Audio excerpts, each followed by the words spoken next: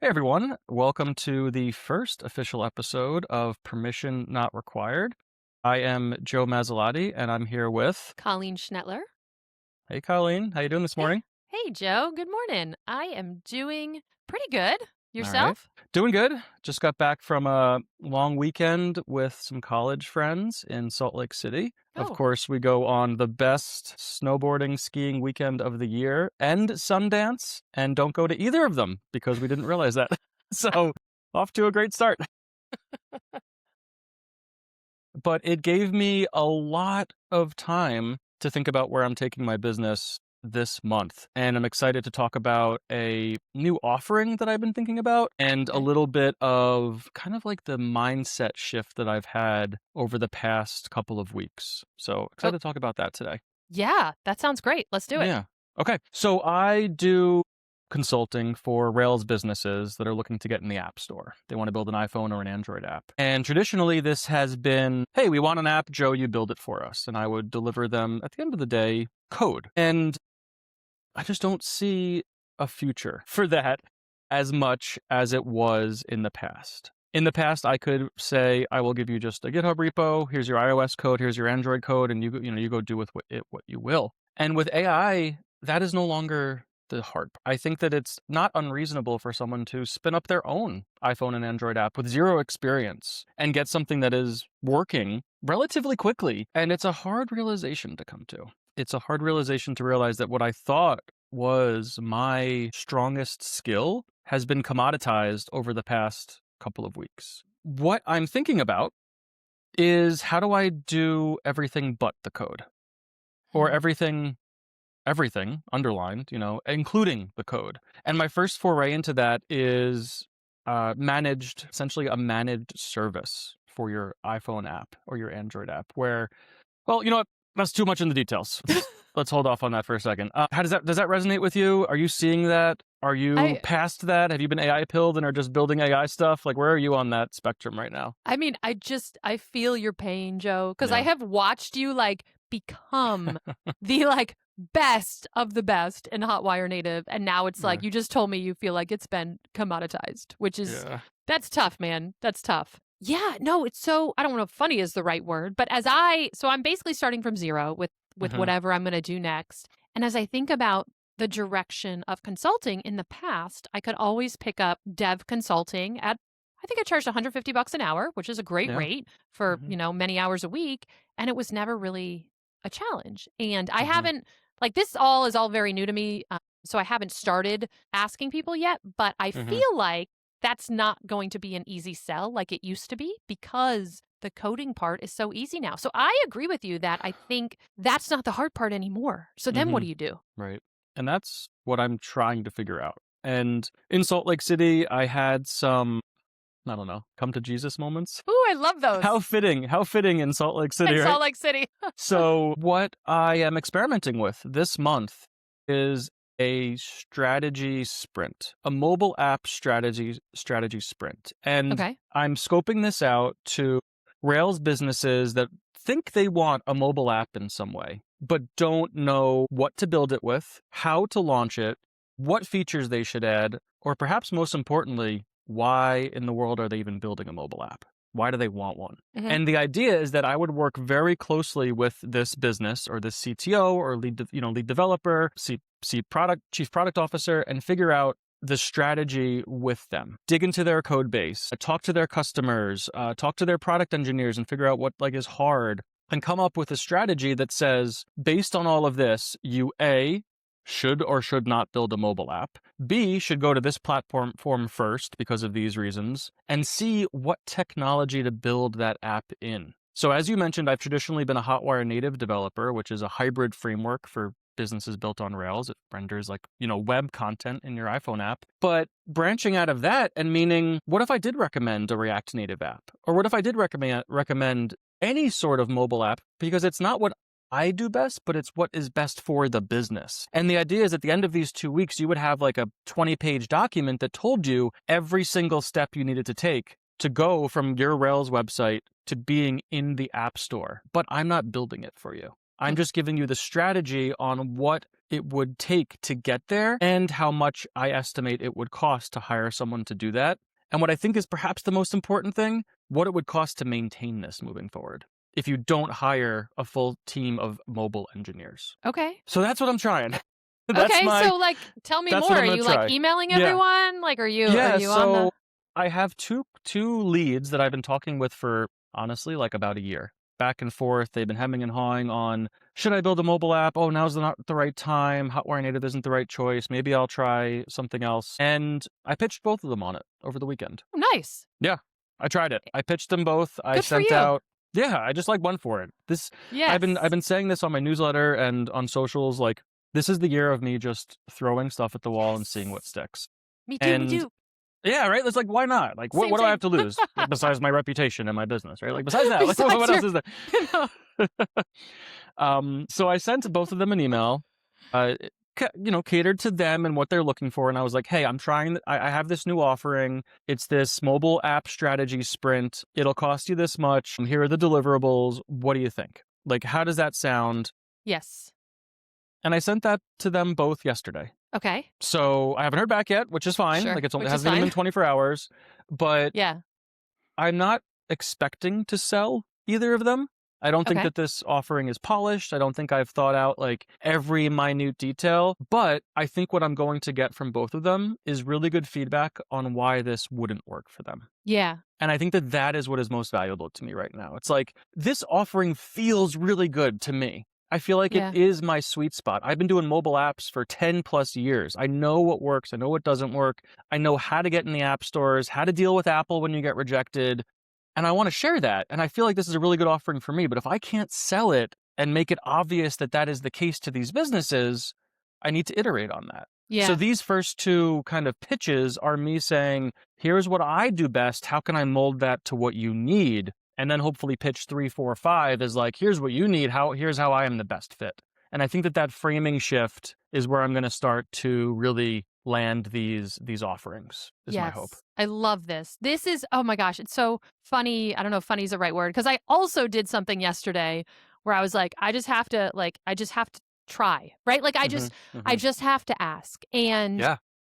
It's some cheesy quote, but it's like, you have to start walking to find the way. Instead of sitting in your office, like thinking, maybe this is the right offer, this is the right offer. The only way you know is to ask people. And if they say, for me especially, it's like, because I don't have the domain experience in something specific like you do. Is it too expensive? Is it not what they need? Is it not helpful? So I'm so proud of you. That's amazing. Thank you. Yeah, I'm really excited. And here's how it ties into the whole AI thing, right? Okay. Two ways. One is like we talked about, code is, I think, becoming commoditized, if not already. So if I just, air quotes, for those listening, just offer code, I don't think that actually solves the problem anymore. Yeah. It's what code to write. It's how to maintain that code. It's how to actually market it and sell it. And that is what I'm actually offering with this. It's everything. The code isn't potentially included. Like the ideal scenario is they sign this, we do the 2-week sprint, and then I build the app for them. Right, of course. That's the ideal. But if I don't do that because they're going to go home and write it with AI, like I still solved the problem that they had. And that is what to build, when, and why. Yeah. And a lot of this is, like I said, I think the code is becoming commoditized as much as I hate to admit it. But that's also just like the least valuable part. Like getting into the App Store is non-trivial, even with Claude helping you or an AI helping you. It's like there are so many rules you have to know and like who to talk to. And if you get rejected, how you can go around that. And I've done that like 25 something times. Yeah. I know that. So how do I offer that as a service? And that is what I'm leaning into right now. Okay. Yeah. Awesome. So very excited, low expectations, but excited on these first couple of ones. And then going from there, hopefully like tweaking it until we figure out what's next. Okay. That's great. I love that. So tell me what you did this weekend that you're excited about, because now I can't think about what was just saying, because all I can think about is what you had mentioned. So let's hear it. Okay. So I am trying to, I'm just trying to figure out what to do with my life, right? Yeah. Like that's the truth. And I have been trying to explore like different consulting paths, different product paths. Okay. I feel like we should go on a little tangent about how I tried YC co-founder matching and it was yeah. a dumpster fire. Oh no, I had such high hopes for that. So funny thing about YC co-founder matching is it's still just marketing people who want a technical founder to build the thing. Only they've some of them kind of have like a little bit they've built with Replit. Anyway, it was hilarious. Like I got on a call with one person and this person was like, I have the best idea ever. Marketing guy. And he's like, sorry, I'm laughing because it was so ridiculous. And he's like, AI SDR. And I was like literally everyone else in the world who's building an AI SDR, but I didn't say that. I was like, okay, great. Like, let's talk about it. So he goes into his great idea for an AI SDR. And then he was like, if you come in and build it, I'll give you 10%. Oh my God. Okay, wait, for those that don't know, what is an SDR? Sorry. Sales. So basically SDR is like, I think it's sales development representative, but it's basically a salesperson. So if you like Google this right now, AI SDR, you'll find everyone is trying to do this. Like everyone. It's like chatbots, SDRs. Yes. CRMs. Yes. It was just like I had a lot of experiences like that where 10% of nothing, Colleen. That sounds great. That sounds great. Okay. Oh my God. Yeah, so I've been on a bit of a roller coaster since I've last been on a mic, so I tried that. Yeah. I did interview for some jobs, and that did not work out. I had 11 interviews with a not-to-be-named company who then rejected me, so that was fun. 11 interviews with one company? 11 interviews with one company. Oh my God. That's insane. So that was insane. So we're just having a great time over here. I feel for you there. That is rough. To be fair, they did say the job went away. It was a big company. Oh, I don't know. So after 11 interviews, the job just poof is gone. That's what they said. And I'm sure they compensated you for all your time, of course, right? Yeah, no. They wrote you a check? Yeah, no. Right? I am so tempted to just send them an invoice for $20,000. Like, thank you for wasting my time. I know, right? I should just send it and see what happens. Yeah, see what happens. Invoices at... Anyway, so that's like, so I've been kind of all over the place, to be honest with you, since I shut down Hello Query. Yeah. And the last successful thing I did was SaaS Marketing Gym. And SaaS Marketing Gym was basically a container or a time for SaaS founders to come in and learn and do marketing. I did that with my good friend and brilliant copywriter, Leanna Patch, and that was a lot of fun. And we did that for about a year. And so what I think I have learned, now I've done developer consulting, I've done product, I've done marketing consulting. I agree with you, as I said earlier, that like the developer stuff is becoming a little commoditized, which is crazy. Yeah. The only things that I think are not commoditized are deployment, infrastructure, things like that. Like I know a whole lot about CDNs because of simple file upload. Oh, yeah.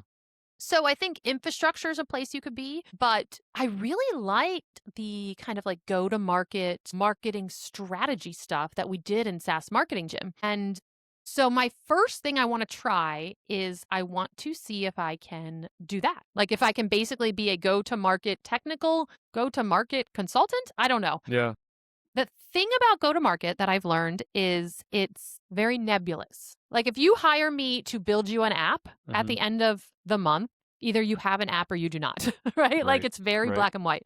If you hire me to help you go to market, it's very, very hard to measure. Yeah. So it might be a terrible area to consult in because it might just be like, how do you measure your ROI?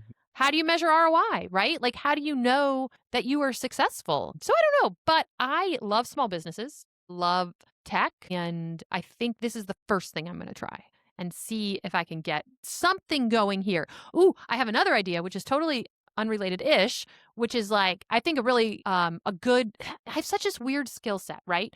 Because as a former founder, I'm very good at everything. And so I have developer and marketing, which is, I mean, you have that too, right? Running your own business. And that's unusual. Not many people have both skill sets. So I'm like, what is the optimal way for me to use that skill set? And I'd love to be in the AI space. So I don't know what to do with that information, but these are just like things I'm thinking. So I'm all over the place, basically. Yeah. Let's go back to the first one, the go-to-market strategist. Nebulous. Yes. Nebulous. Who knows what that means? Are you targeting customers, clients with revenue, pre-revenue? Have you thought about that? Yeah. So right now, funding? I'm targeting people that I know. So Okay. I have warm leads from founders Sounds that were good. in SaaS Marketing Gym that know me. Mhm. They're kind of like, Mhm. hey, maybe we can work on something together. The Yeah. very first thing, and I've been really nervous to do this because these people are my friends. So it's like Right. me coming to you, Joe, and being like, hey, Joe, can you pay me $4,000 to do Right. this thing? I don't really know what it's going to be, but I'm good at things, so I'll figure it out. Yeah. Yeah. That's a tough ask. Yeah, that's a tough ask, but I did that yesterday, so I'll report back. All right. There you go. That's awesome. Yeah. I sent my first offer yesterday, and then I have another call today with someone. Mhm. I don't know. I don't know. I gave this talk at SF Ruby about engineering is marketing, which could be a whole thing. Mhm. Mhm. But right now, what I'm trying to do is I'm trying to start with warm leads, start with people Yeah. who know me, who already want to work with me, who are making Sure. money, and Yeah. see if I can get one or two yeses. I think in the long term, you have to go up market if you want to sell packages that are worth, $20,000. Like, let's say right now I'm selling you something for $3,000. I want to be selling you something for $20,000. So that for me, that's man. But then I have to rebuild my whole network. Like that's because you have to go up market for that. So there's a lot to think about. Yeah, I think that we as independent creators, independent, business runners, we also limit our potential customer base to who we know off the Yes. bat. Like Yes. stranger money is so rare in that if we get a lead, it's because they saw us on social Right. or they're a friend of a friend or a referral or whatever. And like that's what we limit our potential audience to in our heads. But to get out of that, like there's all of the real business stuff, advertising, promoted content, like stuff I don't even know about, cold outreach, all of these things that I've never done. And I don't think, I know you've done a little bit of cold outreach, but like things that aren't part of the independent business repertoire. And I don't know how to break out of that either. And it's something that like I've always looked down upon, for lack of a better word. Interesting.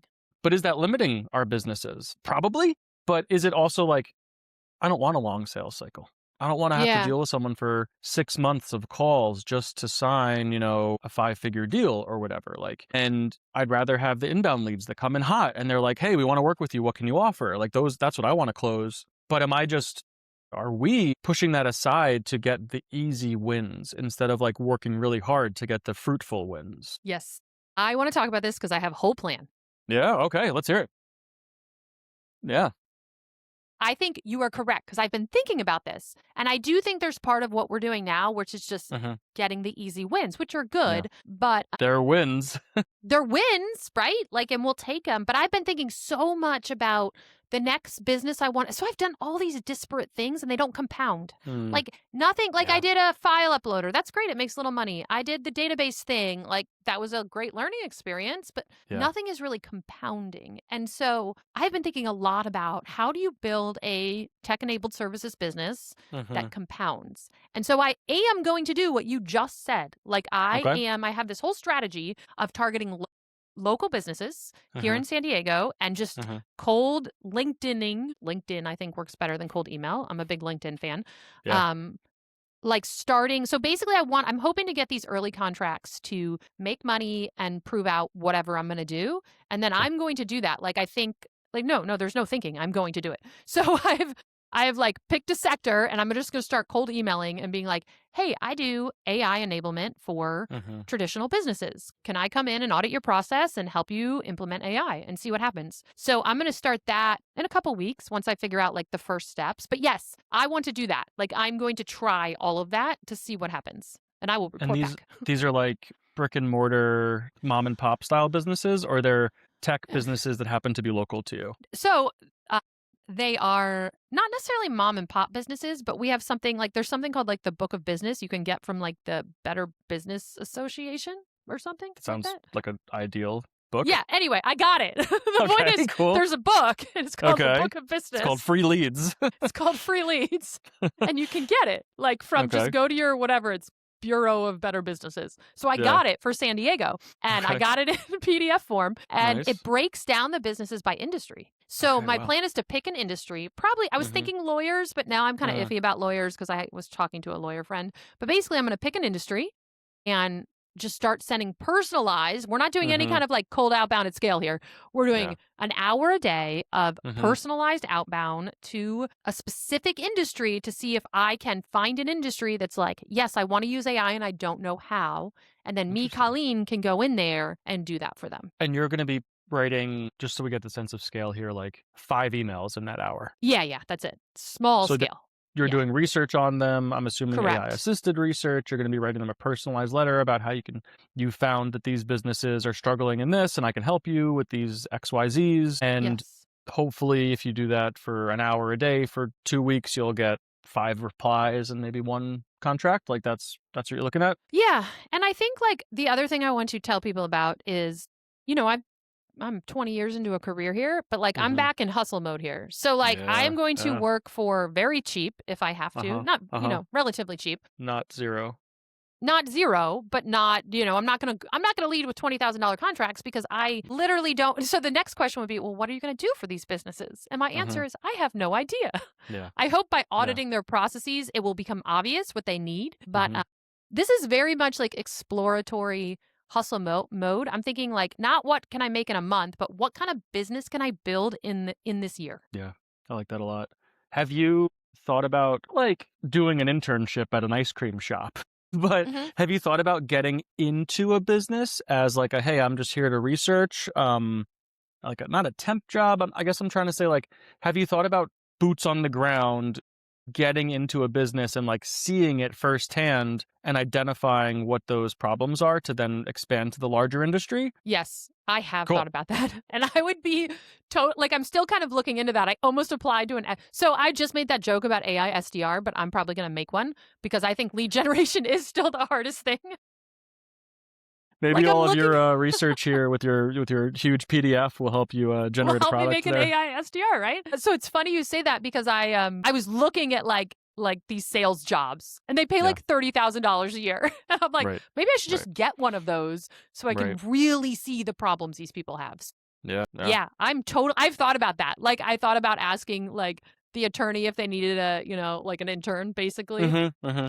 Yeah, so I want to go like all in on whatever is next, like immerse myself in the industry. Nice. So yeah, I'm totally down to do that. I actually think it'd be awesome. Yeah. I mean, if nothing, you're learning all of the problems that a business that isn't built around a technology, like a specific technology, deals with day to day. Like we are Right. so far removed from anything that is not just SaaS Right. at this point. Yes. Like building software. Like what about the companies that don't build software but need software to run their business? There are so many industries and businesses and like products to be built around stuff that serves their needs but isn't the product for them. It is just a tool that they use.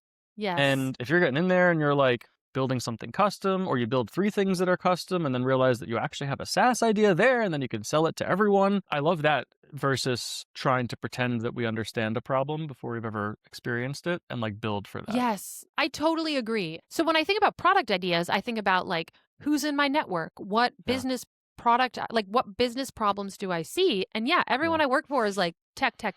Yeah. And there's this whole other world of people out there who are, still living in Excel. And they're still like, I mean, Totally.